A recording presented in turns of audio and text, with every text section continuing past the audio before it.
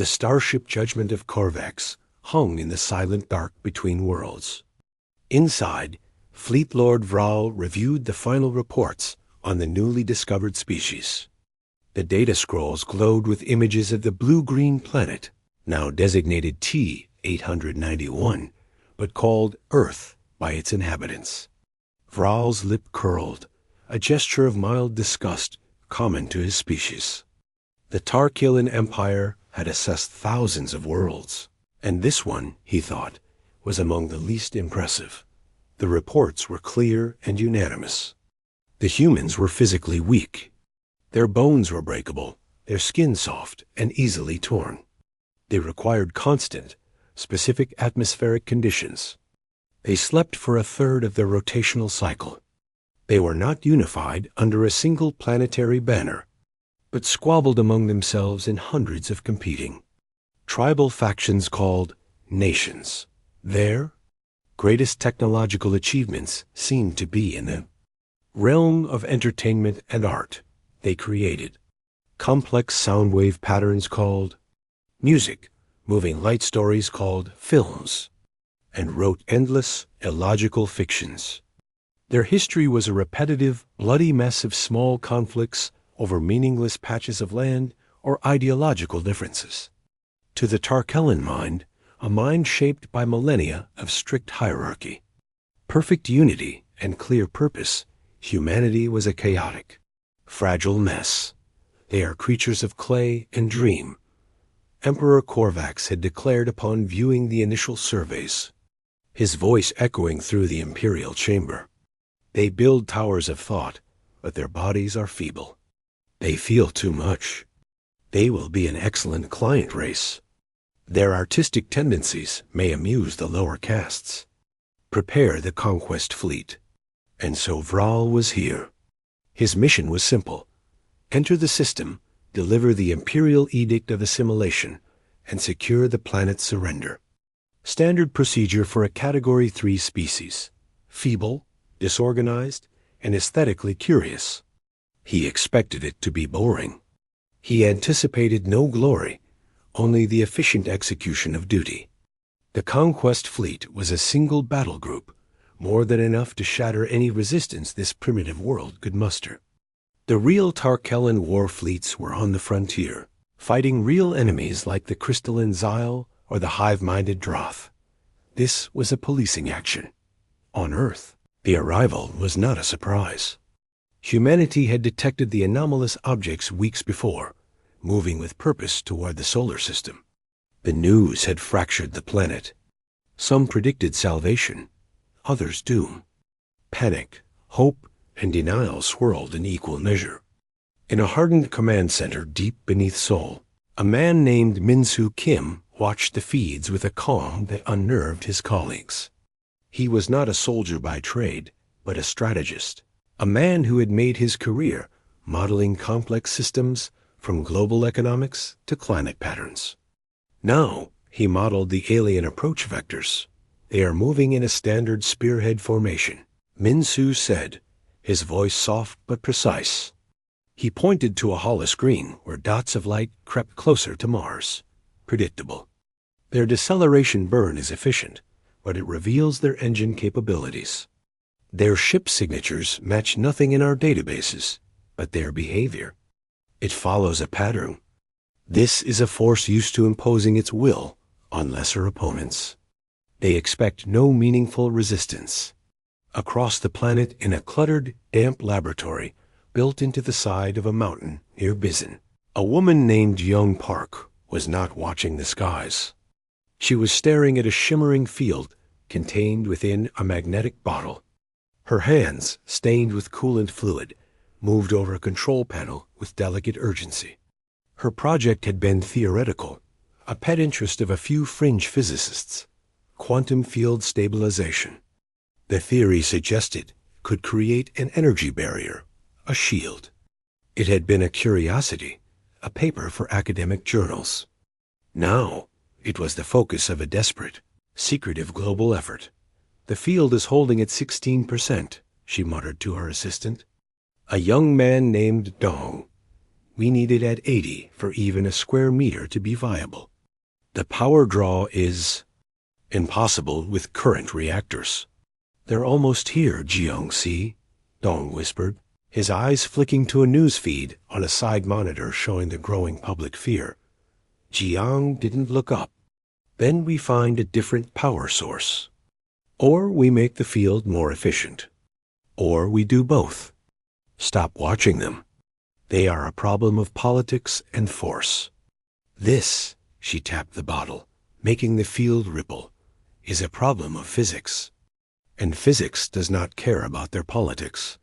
The day of first contact arrived. The Tarkelian fleet took position in high orbit around Mars. Their ships were angular, dark, and imposing, like knives against the velvet of space. A signal was broadcast across all frequencies in 1,000 Earth languages. A feat meant to showcase their overwhelming technological advantage. People of Earth, the voice of Fleet Lord Vral intoned, translated by AI into cold, perfect syllables. You have been assessed by the Galactic Tarkelian Empire. Your species shows primitive promise. You are hereby offered the great honor of becoming a client race under Imperial protection and guidance. You will surrender all planetary governance, military assets, and spacefaring technology. Your leaders will present themselves for indoctrination. You have one of your planetary rotations to comply. Resistance is illogical and will be met with immediate corrective action. The message looped.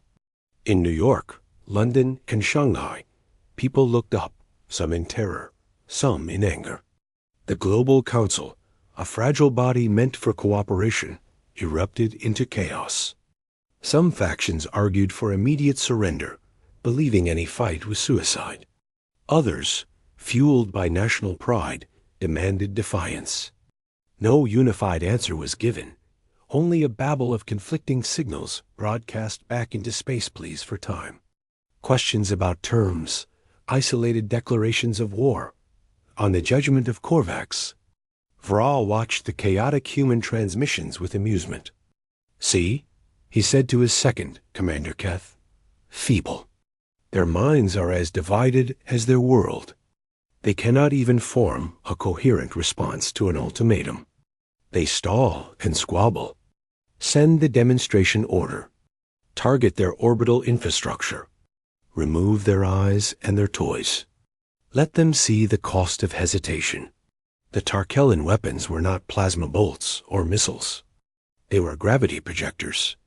With silent, invisible pulses, they reached out. First, the International Space Station was gently, horrifyingly, crushed into a ball of scrap before being pushed into a decaying orbit. Satellite after satellite communication, GPS, weather, military winked out of existence, pulverized by immense, precise gravitational shears. The sky, filled with human technology for decades, began to go dark. There was no explosion, no fiery blast, just silent, clean erasure. On Earth, the effect was instant and catastrophic. Communications faltered. Navigation systems failed. Min Su, in his bunker, watched his satellite feeds die one by one. His face remained impassive. As predicted, he said, turning to a wall of maps. They display power, but not creativity. They are making a point. They are showing us they can touch anything they wish. They believe this will break our will. They do not understand what it will create. In Bizen, the lights in Jiang's lab flickered and died, switching to harsh emergency batteries. A low alarm sounded. Dong gasped. Jiang finally looked away from her field generator, her eyes meeting his in the red gloom. They have cut the power, Dong said, his voice shaky. Good, Jiang said, a strange light in her eyes. Now we have no excuses. We must make our own. She turned back to her console, her mind already racing down new, desperate pathways. The problem was no longer theoretical. It was here, and she would solve it. The Empire saw a world thrown into darkness and panic. They saw the feeble reaction they expected. They did not see the quiet, cold fury solidifying in bunkers and labs and hidden places across the globe. They did not see Minsu beginning to plot not how to defend, but how to learn, adapt, and eventually strike back. They saw clay. They saw dreams. Their mistake was in not realizing that clay could be fired into ceramic, harder than steel, and that dreams could be forged into unbreakable purpose. The first move was theirs. The next, though they did not know it yet, would belong to humanity. The silent destruction of Earth's orbital network was, to Fleet Lord Vral, a masterstroke of psychological warfare. It demonstrated power without unnecessary brutality, a concept the Tarkellans respected. From the bridge of the judgment of Corvex, the planet below seemed to shudder and grow quiet. The chaotic radio chatter diminished, replaced by a static-laden silence broken only by primitive, ground-based emergency broadcasts. Vral took it as a sign of submission. The clay was hardening under the proper heat. Phase 2, he announced, his voice echoing in the command chamber. The decapitation. Their primary tribal council meets in the city designated Geneva. We will land our forces there. The sight of our soldiers in their central place of gathering will break any remaining spirit. On Earth, Geneva was in chaos. The Global Council had been mid-debate when the satellites died. Now, with most communications severed, they were isolated, arguing in a bubble of fear. They saw the Tarkillan warships, like black daggers, blotting out stars as they moved into lower orbit. Panic spread through the streets. Some people fled. Others, paralyzed by the scale of the event, simply stared at the sky. The Tarkellan landing craft descended not with fire and thunder, but with a chilling, anti-grav quiet. They were sleek, obsidian dropships. They settled in the parks and plazas around the council buildings. Ramps slid down without a sound. And then the Tarkellan soldiers marched out. They were tall, a full head taller than the average human, encased in polished gray armor that seemed to drink the light. Their helmets were smooth and faceless, with only a single dark visor strip. They moved in perfect, unnerving unison, their heavy footfalls the only sound in the terrified silence. Their weapons, sleek rods that hummed with contained energy, were held at ready positions. They did not run. They did not shout. They simply advanced, a wall of silent, implacable force, pushing back crowds, surrounding buildings, and establishing control with robotic efficiency. VID captures of these soldiers flooded the remaining, fractured networks. The image was devastating. To a humanity used to its own varied, emotional, and sometimes clumsy militaries, the Tarkellans looked like gods of war, perfect, unstoppable, and cold. They breached the council chambers without firing a single shot.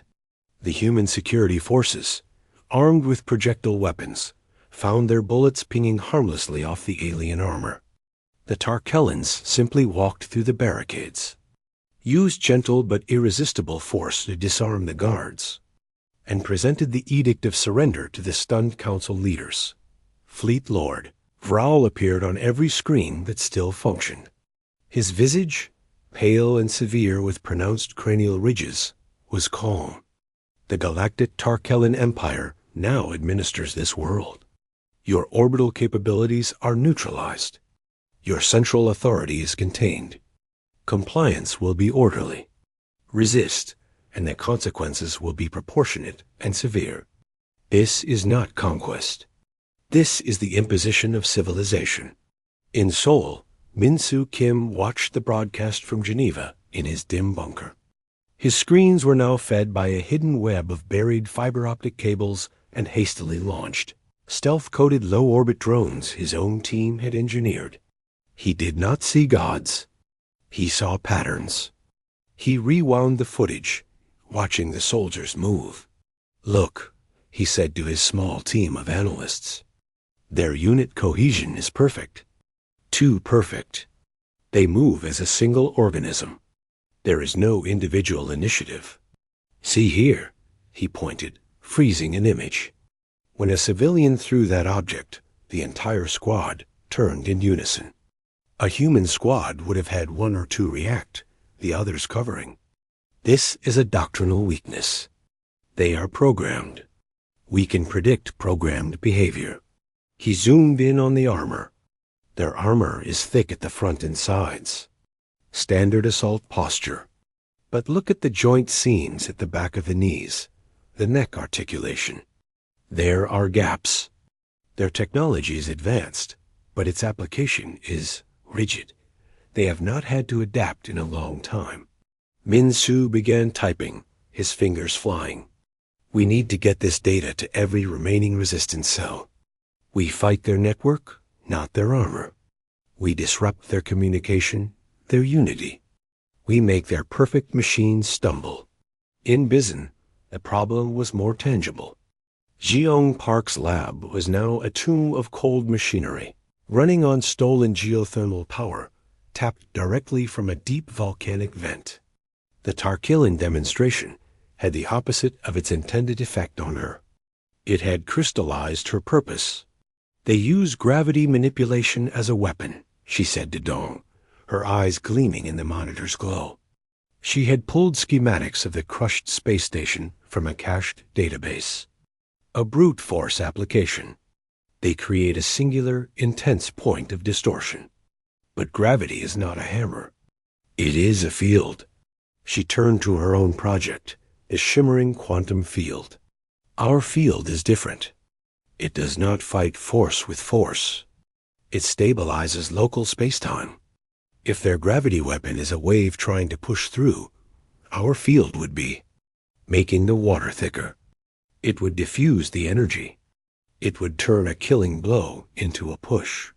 But you said the power requirement was impossible, Dong reminded her, his voice hollow with fatigue. Impossible with fission.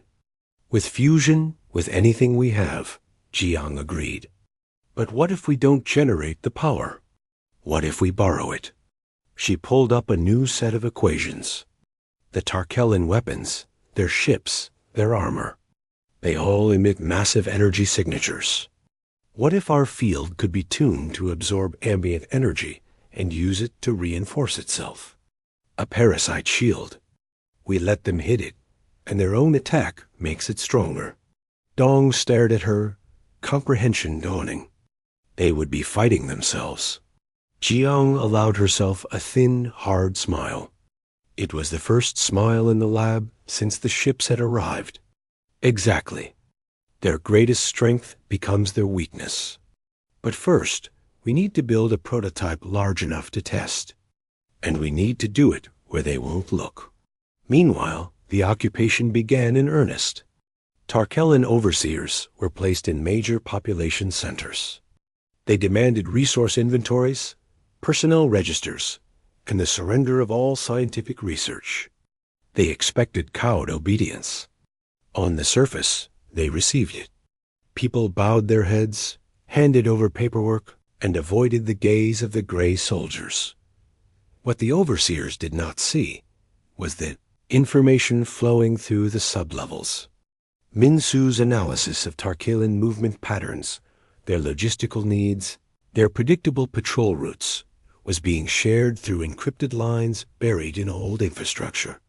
A young man named Taiyang Li, a former Special Forces operative with a talent for improvisation, received one of these data packets in a safe house in Manila. He studied the schematics of the armor's weak points, the analysis of squad behavior. They think we're beaten because we're quiet, Taiyang muttered to his small team. They don't know quiet is when we work best. That night, he led a mission. They did not attack a patrol. They observed one. Using homemade directional EMP devices, they briefly spiked the communication channel between two Tarkillan soldiers. The soldiers, for the first time, showed confusion. They broke formation for a second, looking at each other before their systems rebooted and they resumed their march. It was a tiny event, unnoticed by the Tarkillan command. But to Taiyang, it was everything. It proved they could be disrupted. Back on the judgment of Korvax, Fleet Lord Vral reviewed the planetary status reports. Resource extraction was beginning. Compliance was at 99.8%. A few isolated, insignificant disturbances were logged and ignored. He prepared his victory dispatch to the Emperor. The human species, Category 3 as assessed, has been successfully pacified, he dictated. Their feebleness is confirmed. They offer no meaningful resistance. Their integration into the client race system will proceed ahead of schedule. Their world is ours. He looked at the main viewer, showing the blue planet turning slowly below. He saw a tidy, conquered world. He did not see the underground networks forming. He did not see the new equations being solved in a mountain lab. He did not see the quiet, observant eyes of Min-Soo Kim or the burning focus of Jiang Park. He saw the illusion of victory, and he believed it completely. The Empire's mistake was not in its power, but in its imagination. It could not imagine that the silence it had imposed was not the silence of defeat, but the silence of a predator holding its breath before the spring. The Tarkellan Empire settled into what it believed was a permanent, peaceful occupation. Fleet Lord Vral moved his command from orbit to the surface, establishing his headquarters in the former Global Council building in Geneva. The sheer windows now looked out over a city where humans moved with downcast eyes, and Tarkellan soldiers stood like silent, gray statues at every intersection. Order, from the imperial perspective, had been achieved. The humans were performing their assigned tasks, delivering raw materials, and keeping their cities clean. It was boring, which was the hallmark of a successful pacification, but the silence was an illusion. Woven from 1,000 threads the Empire was too arrogant to see. The first sign was cultural, and the Tarkellans dismissed it as harmless. Human entertainment networks, which the Empire had kept running as a tool for pacification and monitoring, began to show strange content. It started subtly. A historical drama about a small, outnumbered Korean kingdom defeating a massive invading force through clever tactics and unbreakable spirit became wildly popular. A film series about a rogue spaceship crew outsmarting a vast, rigid empire played on loop. Cartoons for children featured heroes who used their wits to overcome brutes who relied only on strength. Vral's cultural officer, Ador Tarkellan named Xavi, reviewed the content. It is primitive narrative construction, he reported. They fixate on improbable victories and illogical defiance. It is a coping mechanism for a feeble species. It keeps them docile. What Xavi did not understand was the infection. Tarkellan troops, tasked with long, dull hours of monitoring, began to watch. At first, it was to mock the simple humans. But the stories were compelling. They spoke of ingenuity, of resilience, of the underdog winning. For soldiers bred and trained for absolute conformity in an unchanging empire, these were novel, dangerous concepts. A low-ranking soldier named Kale, stationed in a monitoring bunker in Oslo, found himself rooting for the clever human hero in an old movie. He quickly dismissed the feeling as irrelevant. But the seed was planted. The real work, however, was not on the screens. It was in the dark places deep beneath the mountains of Bizon. Jiang Park's lab was no longer a single room. It had expanded, connected by sealed tunnels to a geothermal vent that thrummed with power. The air was hot and smelled of ozone and hot metal.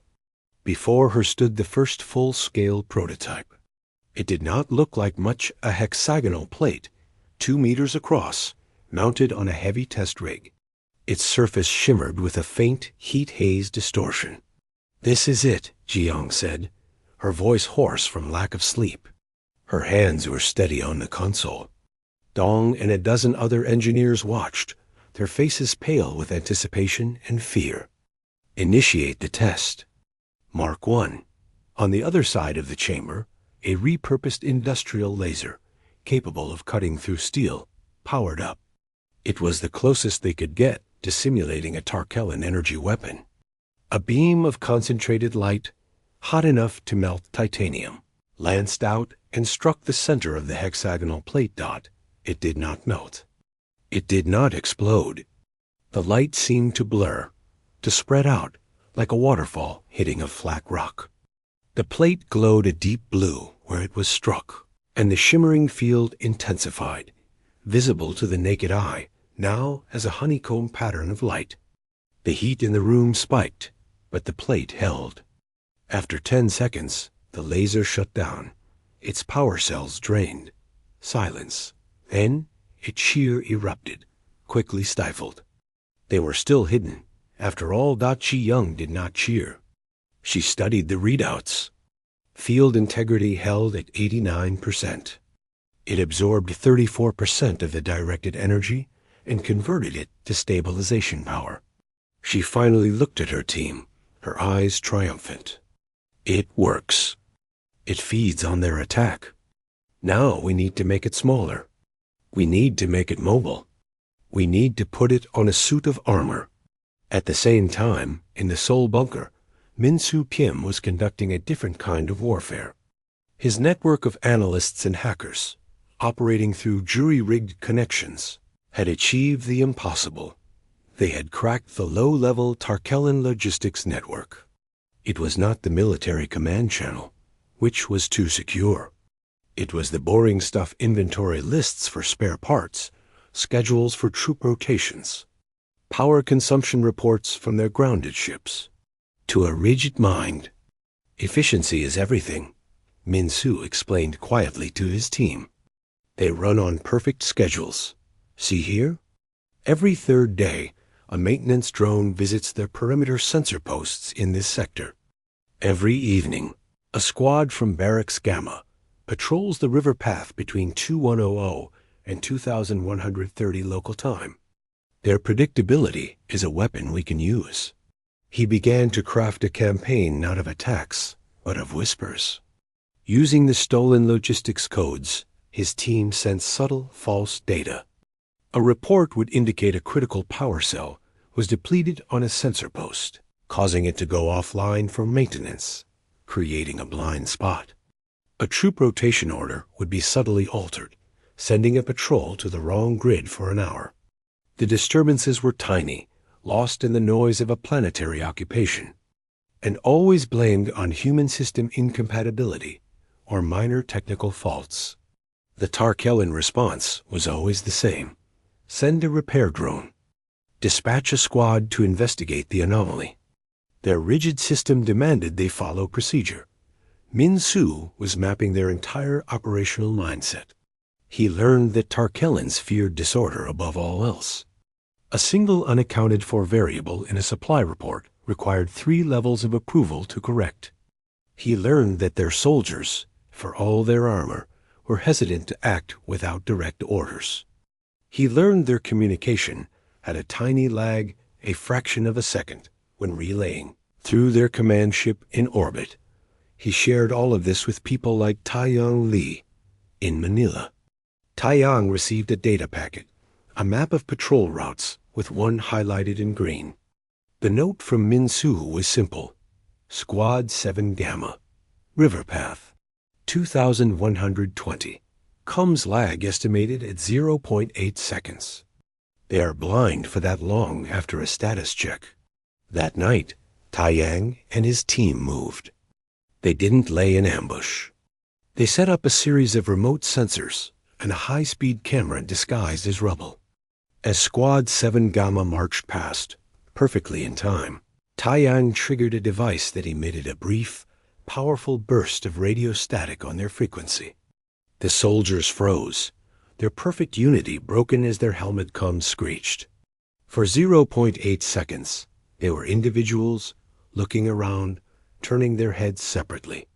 The camera captured it all, the vulnerable joints in the armor, the confused body language.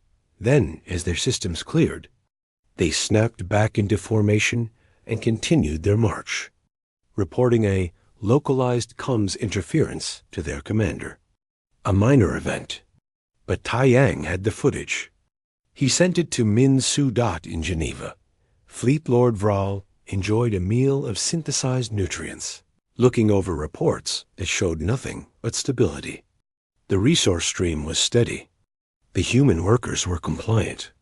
The few technical anomalies were being handled. He received a routine update from Cultural Officer Xavi, who noted the continued popularity of human defiance narratives. "Let them have their stories," Vral said, dismissing the report. "It is a pressure valve. It keeps their minds occupied with fantasy while their bodies work for the Empire. It proves their feebleness. They escape into fiction because they cannot change reality." He looked out at the quiet, orderly human city. He saw control. He did not see the underground factories now forging hexagonal armor plates based on Zhiyong's designs. He did not see the tactical maps in Minsu's bunker, where the Tarkellan occupation was being reduced to a series of predictable, exploitable patterns. He did not see the fire in Taiyang's eyes as he studied the footage of the confused soldiers. The Empire believed it was managing a docile population. It was, in fact, standing on a cultural and intellectual volcano. The humans were not escaping into fiction. They were studying. They were adapting. They were building. And they were doing it all in the quiet the Empire had so foolishly mistaken for surrender. The pressure was building, and the first cracks in the Empire's perfect, gray facade were about to appear, not from a shout of defiance, but from a whisper of perfect understanding. The first crack appeared not in a city, but in the vast, frozen silence of the Siberian taiga. A Tarkellan patrol, Squad 22 Kappa, was conducting a routine survey for mineral deposits. Their sensors detected anomalous energy readings in a deep, forested valley, a ghost signal that Minsu's network had carefully planted. Following protocol, the 6 soldiers descended in their dropship to investigate. On the ground, the world was a monochrome of white snow and black pine trees. The air was so cold it hurt to breathe. The Tarkillans moved in their standard diamond formation, their sensors sweeping the area. They saw nothing but trees and rock. They were calm, confident in their armor and their training. They did not see the 12 human soldiers watching them. The humans were not in uniform. They were clad in white and gray thermal gear, their faces covered by masks that mirrored the snow-dappled bark of the trees. They did not wear bulky armor. Instead, they wore sleek, form-fitting suits that seemed to drink the light, making them hard to focus on. On their chests, backs, and shoulders were small, hexagonal plates that shimmered faintly. In their hands were weapons that looked unfamiliar, boxy and compact, with short, thick barrels. Their leader was Taiyang Li. He lay perfectly still on a ridge, looking through a scope that was wired directly into his helmet display. Data from Minsu's network flowed across the corner of his vision. The patrol's comms frequency, their sensor type and range, the predicted 0.8-second lag after their next automated status ping. Remember, Taiyang's voice was a whisper in his squad's earpieces. "We are not testing our strength. We are testing their weakness. Wait for the signal." Below, the lead Tarkellan soldier raised a fist. The squad stopped. He was sending the status ping back to orbit. A tiny light on his shoulder blinked green. "Lag now," Taiyang said. The human soldiers moved. They did not stand up and charge. They rose from the snow like ghosts and fired. Their weapons did not make the loud crack of bullets. They made a low thump-thump-thump sound. They were not firing projectiles, but dense packets of magnetically contained plasma, designed by engineers who had studied every scrap of data from the fallen orbital stations. The first shots hit the Tarkellans, not on their thick chest plates, but on the backs of their knees and the joints of their shoulders, the weak points Minsu had identified.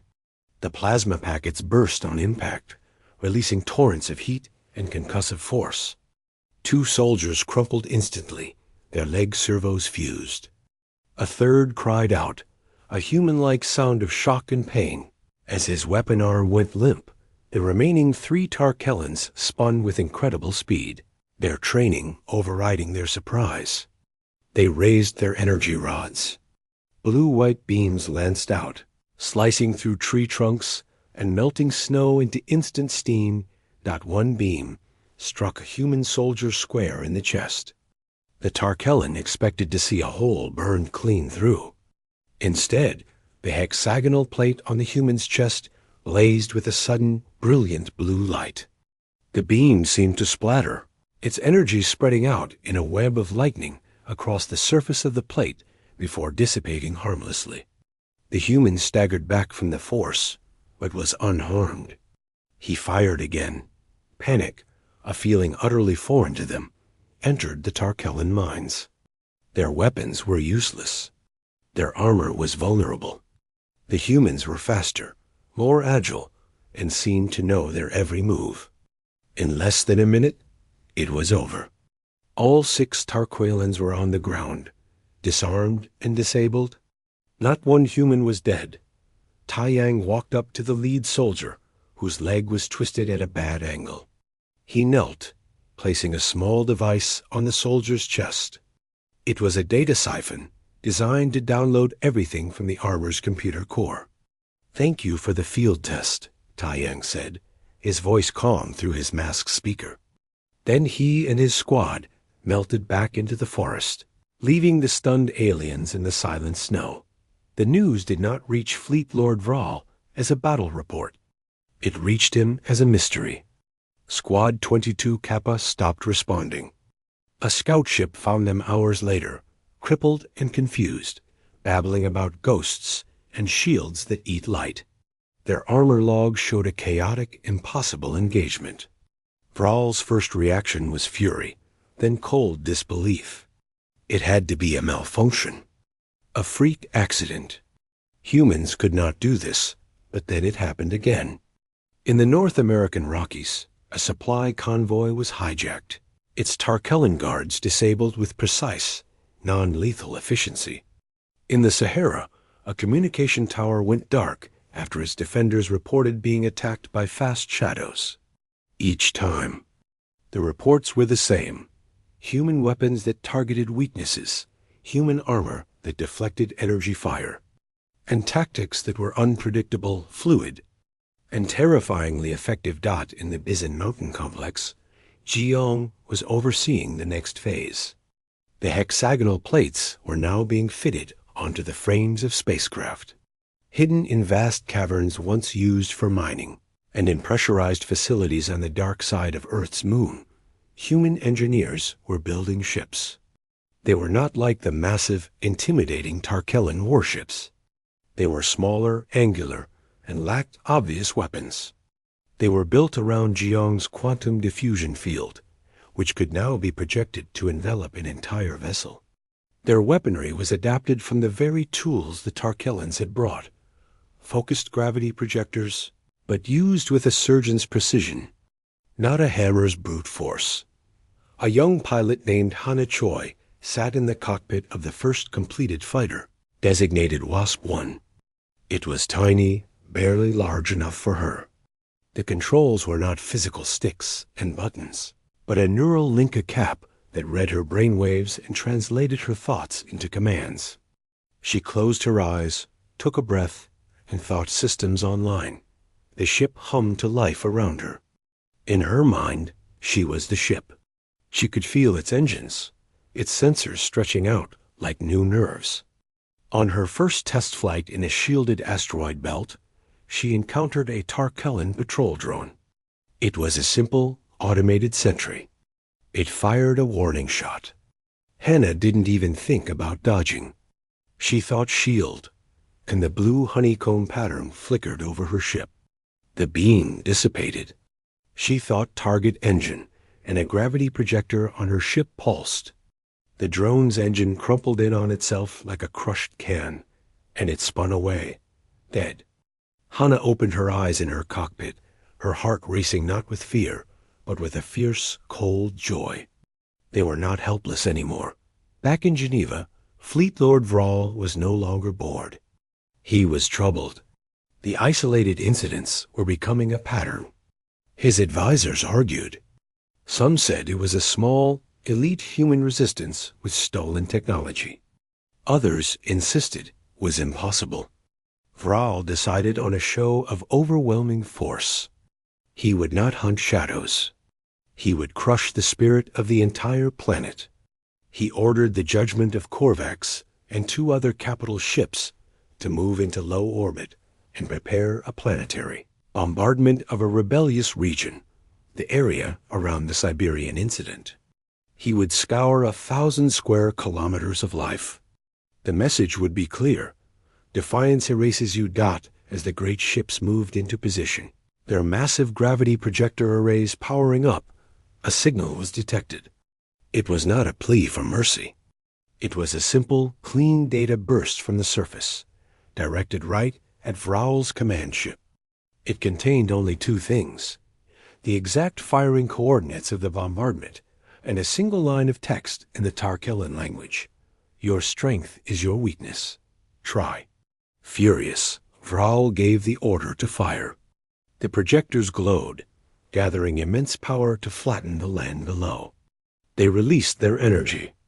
But as the invisible waves of destructive force reached the atmosphere, a pale blue shimmer, like a vast, delicate soap bubble, appeared over the target zone. The bombardment energy hit it and spread out, diffusing across the entire hemisphere of the shield, lighting it up in a spectacular, harmless display of aurora-like light. The ground below was untouched. On the bridge of the judgment of Korvax, alarms blared. The ships had fired their primary weapons at full power, and nothing had happened. The power readings were nominal, but the effect was 0. It was as if the planet itself had shrugged. Vral stared at the viewer at the fading blue shimmer over Siberia. For the first time, a cold, sharp feeling pierced his certainty. It was not anger. It was the beginning of fear. He had thought humanity was made of clay. He now saw, too late, that clay could be fired into something that could shatter steel. The tide had turned, and the Empire was caught in the current. The failed bombardment over Siberia was not just a defeat. It was a crack in the sky, and through it, humanity poured. The silent war was over. The real war began, and it was not fought on Earth. Fleet Lord Vral's command was chaos. His capital ships were recharging their massive weapons, sitting vulnerable in low orbit. His ground forces were reporting confusion and targeted strikes from an enemy that seemed to be everywhere and nowhere. The predictable patterns of the Empire were now a map that Min-Su Kim used to plan his final move. They are centralized, Min-Su said to the gathered human commanders in a secure virtual chamber. His face was calm on 100 screens across the planet. Their chain of command is a pyramid. All orders come from the throne world. All morale comes from the idea of the Emperor's invincibility. We do not fight their fleet here. We make it irrelevant. We go there. The plan was audacious. It was not about destroying the judgment of Korvax. It was about using it. Jiyoung Park's engineers, working with teams who had spent months secretly studying captured Tarkellan systems, had found a way. The Empire's faster-than-light travel used fixed jump coordinates like cosmic addresses. The human ships, smaller and more agile, could not make such a long jump on their own.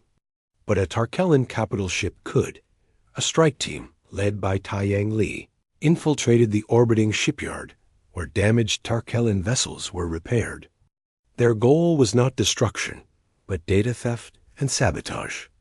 Clad in their shimmering stealth suits, they slipped past guards, their movements a silent blur. They planted devices that scrambled internal sensors and, most importantly, downloaded the precise navigational data for the jump to the Tarkellan throne world.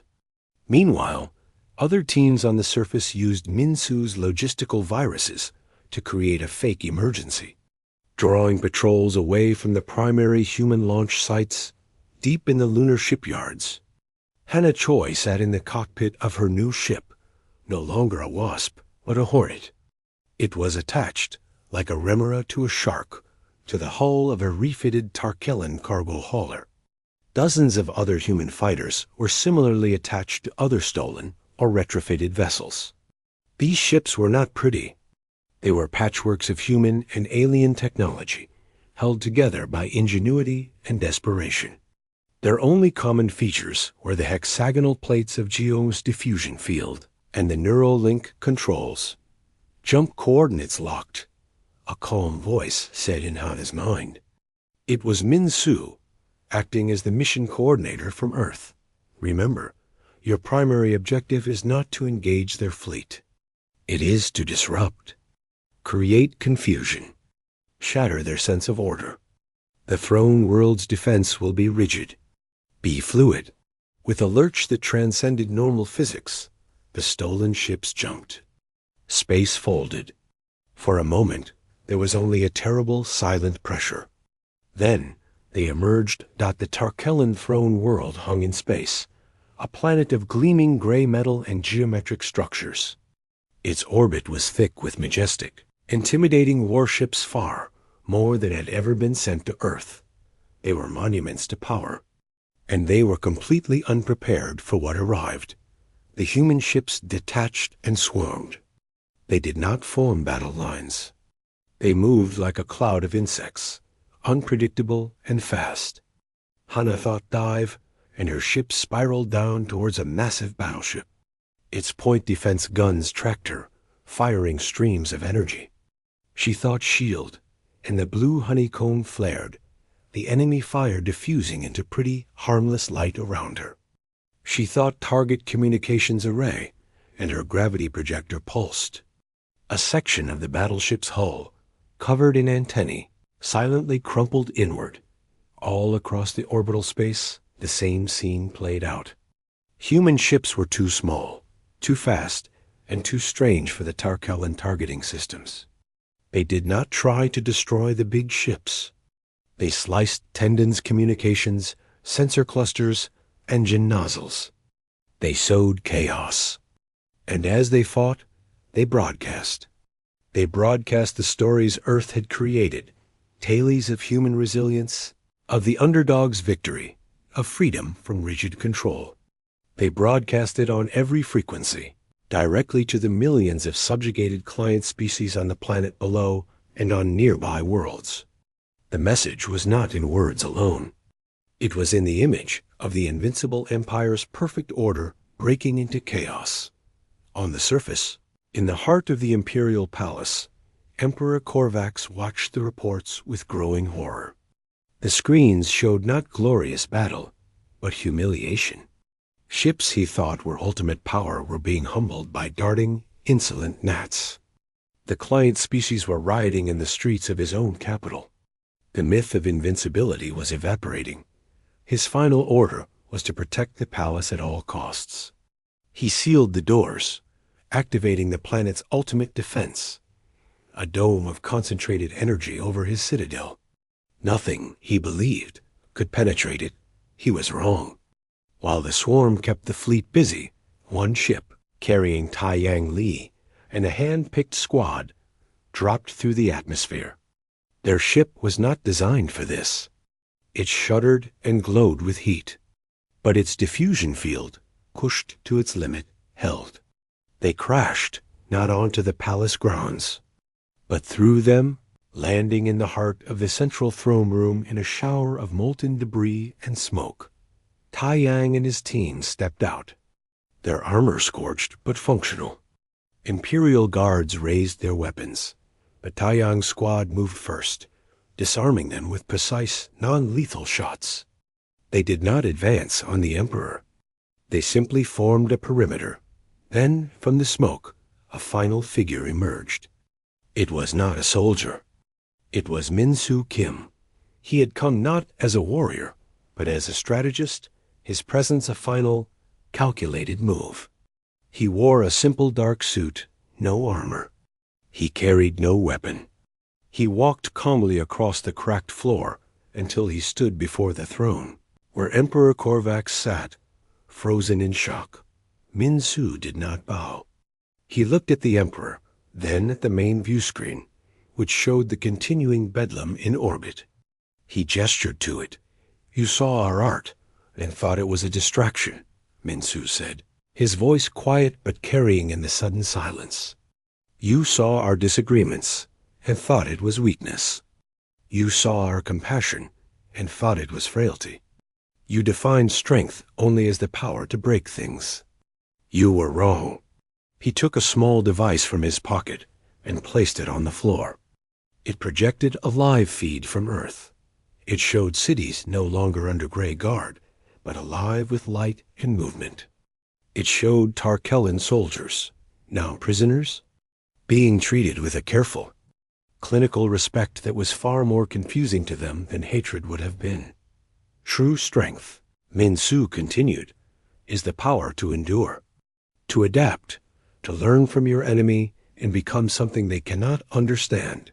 You tried to break a world of clay and dream, but you only fired us into ceramic. You only forged our dreams into purpose. Emperor Korvax found his voice. It was a shattered thing. "What do you want?" "We want you to understand the cost," Min-Su said. "Not to destroy you, to show you that your way is over. Your empire, built on the idea that some species are born to rule and others to serve, is finished. Look." On the screen, the Tarkellan fleet, leaderless and confused, began to power down. One by one, their weapons went dark. The client species had overwhelmed their local overseers. The signal of imperial control was gone. The Emperor looked from the screen to the unarmed man before him, and then to the stoic human soldiers who had impossibly reached the heart of his power. He saw not the fury of conquerors, but the calm certainty of those who had already won. The Empire's mistake had been absolute. They had measured humanity and found it feeble. In doing so, they had failed to measure their own fragility. The mistake cost them everything: their supremacy, their unity, their very idea of themselves. And as the silent understanding filled the throne room, a new chapter for the galaxy, quieter and far less certain for the old powers, began.